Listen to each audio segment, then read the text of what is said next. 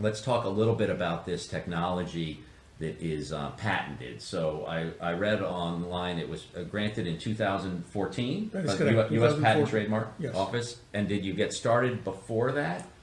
Well, we of course had been developing the technology for several years, and the patent application was made late in 2010. It took us about 3+ years to get the patent approved, which is normal in the case of U.S. patents.